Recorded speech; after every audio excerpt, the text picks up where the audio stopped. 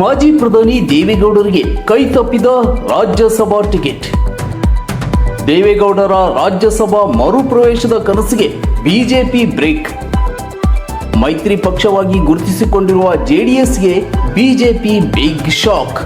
ಹೌದು, ಕರ್ನಾಟಕ ರಾಜಕಾರಣದಲ್ಲಿ ಭಾರಿ ಕುತೂಹಲ ಮೂಡಿಸಿದ 2026ರ ರಾಜ್ಯಸಭೆ ಹಾಗೂ ಕರ್ನಾಟಕ ವಿಧಾನಸಭೆ ಚುನಾವಣೆಗೆ ಎನ್ಡಿಎ ಅಧಿಕೃತ ಅಭ್ಯರ್ಥಿಗಳ ಪಟ್ಟಿಯನ್ನು ಭಾರತೀಯ ಜನತಾ ಪಾರ್ಟಿ ಪ್ರಕಟಿಸಿದೆ. ಬಿಜೆಪಿಯ ಕೇಂದ್ರ ಚುನಾವಣಾ ಸಮಿತಿಯು ಈ ಪಟ್ಟಿಗೆ ಅನುಮೋದನೆ ನೀಡಿದ್ದು, ಕರ್ನಾಟಕದಿಂದ ರಾಜ್ಯಸಭಾ ಅಭ್ಯರ್ಥಿಯಾಗಿ ಒಬಿಸಿ ನಾಯಕ ಪ್ರೊಫೆಸರ್ ಎಂ ನಾಗರಾಜ್ ಅವರಿಗೆ ಮಣೆ ಹಾಕಲಾಗಿದೆ. ಇನ್ನು ವಿಧಾನ ಪರಿಷತ್ ಚುನಾವಣೆಗೆ ಪಕ್ಷದ ನಿಷ್ಠಾವಂತ ನಾಯಕರಾದ ಲಿಂಗರಾಜ್ ಪಾಟೀಲ್ ಮತ್ತು ರಘು ಕೌಟಿಲ್ಯ ಅವರನ್ನು ಕಣಕ್ಕಿಳಿಸಲಾಗಿದೆ.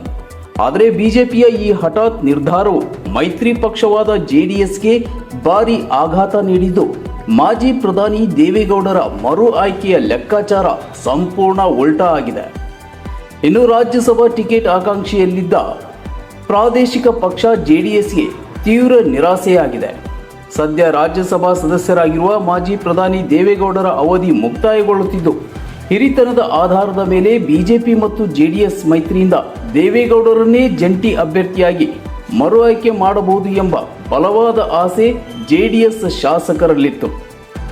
ಆದರೆ ಬಿಜೆಪಿ ಹೈಕಮಾಂಡ್ ವಯಸ್ಸು ಮತ್ತು ಆರೋಗ್ಯದ ಕಾರಣವನ್ನು ಮುಂದಿಟ್ಟುಕೊಂಡು ದೇವೇಗೌಡರಿಗೆ ಟಿಕೆಟ್ ನಿರಾಕರಿಸಿದೆ.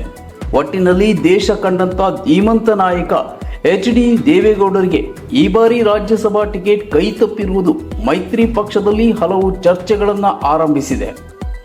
ಸಂಘಟನಾ ಶಕ್ತಿ ಕೇಂದ್ರ ಎನಿಸಿಕೊಂಡಿರುವ ದೇವೇಗೌಡರಿಗೆ ವಯಸ್ಸಿನ ಕಾರಣ ನೀಡಿ ಬಿಜೆಪಿ ಟಿಕೆಟ್ ಕೊಡದಿರುವುದು ಎಷ್ಟರ ಮಟ್ಟಿಗೆ ಸರಿ ಎಂಬ ಚರ್ಚೆಗಳೂ ಕೂಡ ಆರಂಭವಾಗಿದೆ.